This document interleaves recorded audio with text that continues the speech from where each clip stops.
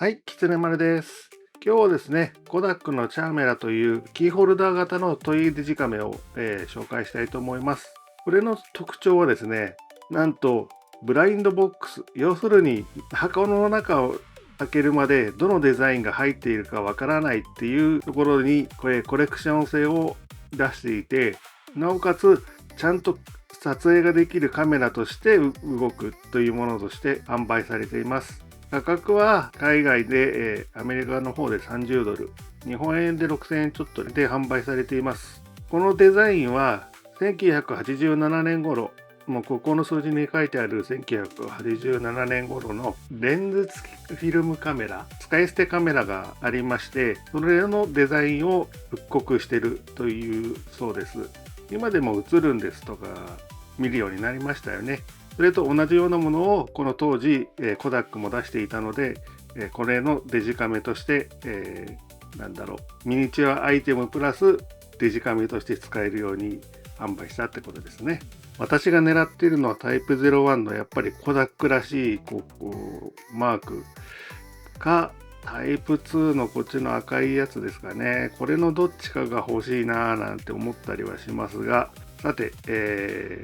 あくまで今回は1個しか買ってませんので、どれが入ってるか分かりません。それでは開けてみましょうか。開けていきます。じゃーん。箱の中を、よいしょ。箱の中を開けていくと、お、やったやったやったやった。赤い方の、コダックのデジカメが入ってましたね。すごいですね。このデザイン。懐かしいという人も結構多いんじゃないでしょうか。で、見た目はそうですね。プラスチックの普通の安い、おもちゃだなっていう感じはしますけども、小さいボタンがついていたり、しっかりファインダーがついてるんですよね。昔の使い捨てカメラなんて、当然、こういう液晶ファインダーなんてなかったもんですから、この穴から覗き込んで、写真を撮ったものです。で、こちらの方には充電用の USB ケーブルとキーチェーンとしてぶら下げるための金具が入っていますね。レビューという形を取らせてはいただきますけれども、このこれだけコンパクトなコダックのチャーメラ、こちらを室内で撮ったり、野外で撮ったりして楽しんでいきたいと思います。それでは本日のクラ活スタートです。それではこのチャーメラの電源を入れて設定を見ていきたいと思います。まず電源を入れます。で、そうするとモードの選択でカメラとビデオと設定の選択ができるようになっています。で、設定は写真とビデオの日付をつける、日付の付け方と日付をつけるかどうかを設定できて、日付の設定ができるのと SD のフォーマットですね。それができるようになっていますと。非常に単純な機能しか備わってないですね。で、他にもこの設定になぜか設定側にないんですが、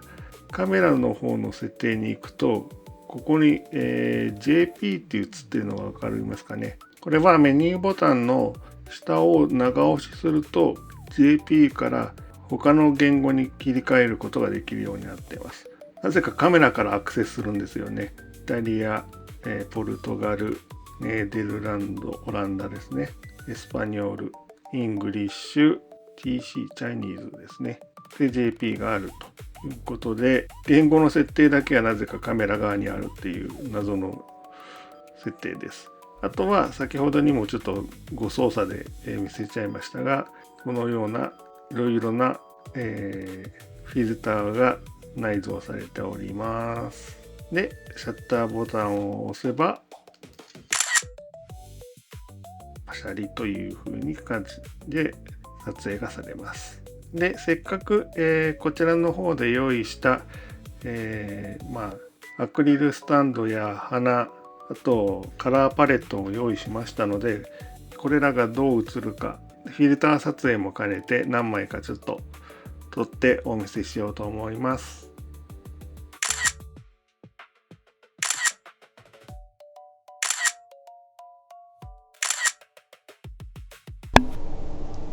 はい、コダックのチャーメラで現在撮影中です。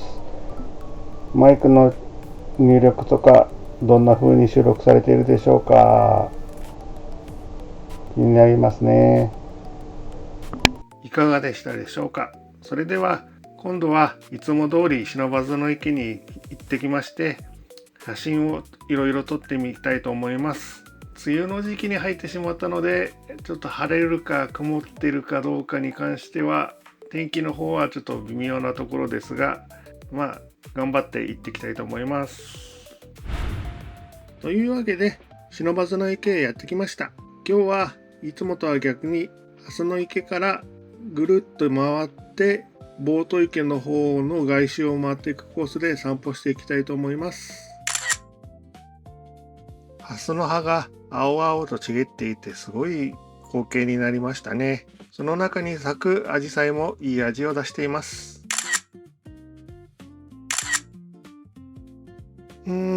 やっぱりトイデジカメっていうだけあって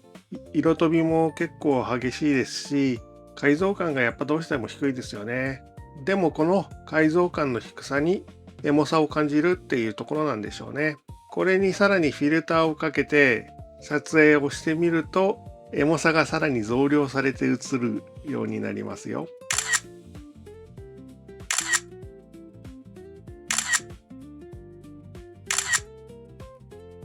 蓮池の方をぐるーっと回っていってボート池の方に行くとアジサイがたくさん咲いているゾーンがあるんですね。そこに行くといろいろな人たちがおのおの綺麗に咲いているアジサイを写真に撮っていました。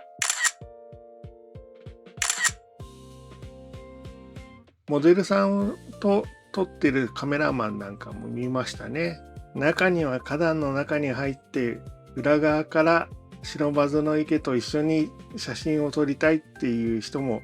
いたようです。マナー的にどうなのかなとは思いますけどね。やりたい気持ちはわからなくもないですね。というわけでいつもの撮影場所にやってまいりました。まずはここでパシャリ。そしてスマホと比較してみましょう。比較するまでもなく画質の差がよくわかりますよね。ズームとかそういった機能もないので、先日レビューした N300 のカメラよりも、遊びがいがないといえば遊びがいがないって感じはしますね。そういった点ではちょっと残念ですね。さて、そろそろ帰ろうかなと思ったところで、橋のところに何か人だかりができていたんですよね。何かなと思って近づいてみてたら、ウトサギとガメが珍しく3匹揃って並んでいたんですね。そこをなんか珍しがって自然と撮影会が始まっていたようです。それではそろそろ帰るために弁天堂の参道へ行きます。ここはいつも何かしらの出店が出てて、黙って通るのがなかなか辛いんですよね。誘惑に負けちゃいそうです。そういえばチャーメラで録画機能とかを外で全然試してませんでしたね。じゃあこの誘惑に勝つために出店の前をチャーメラで撮りながら通り過ぎることで我慢しましょう。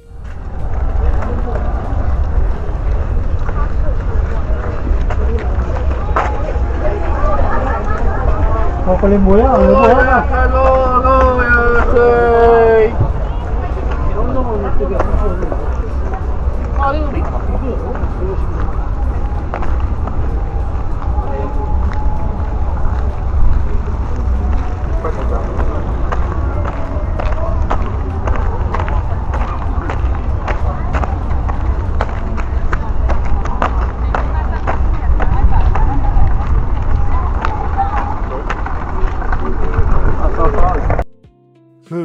無事屋台ゾーンを抜け出せました。さて、これから家に帰ってチャーメラのまとめに入りたいと思います。でもその前に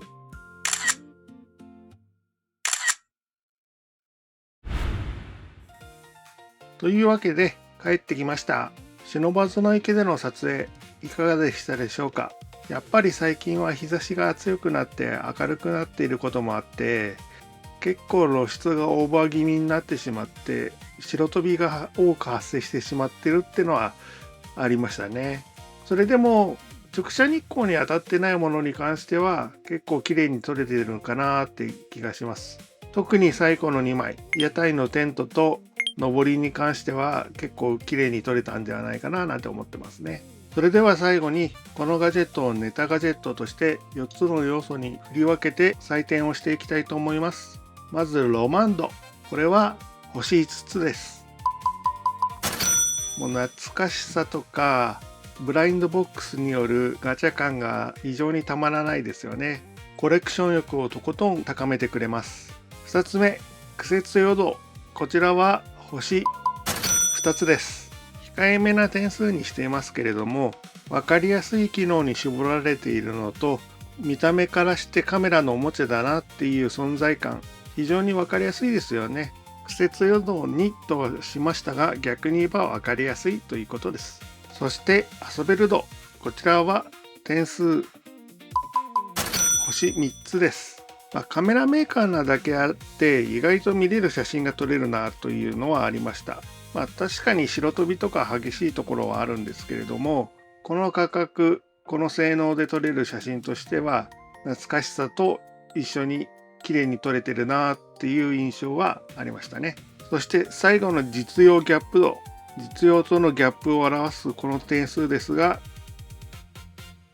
こちらは星2つとしました。どちらかというと実用よりかなっていうカメラでしたね。明るさに気をつければ意外ときちんとした絵が撮れるというところで、ネタというよりは実用的なカメラ扱い。実用的っていうとあれですけどね、おもちゃとして普通に使えるカメラとして採点しましたね。皆さんはこの点数いかが感じましたか？皆さんそれぞれいろんな意見があると思いますので、もしよろしければコメントに一言残しておいていただけると嬉しいです。また皆さんが見つけた面白ガジェットなどありましたら、ぜひコメントで教えてくれると非常に嬉しいです。機会があればぜひ試してみたいと思います。それではこの動画が面白かった、役に立ったと思っていただけましたら、高評価ボタンやチャンネル登録よろしくお願いいたします。それではここまでキツネ丸がお送りしました。次の動画でもまたお会いしましょう。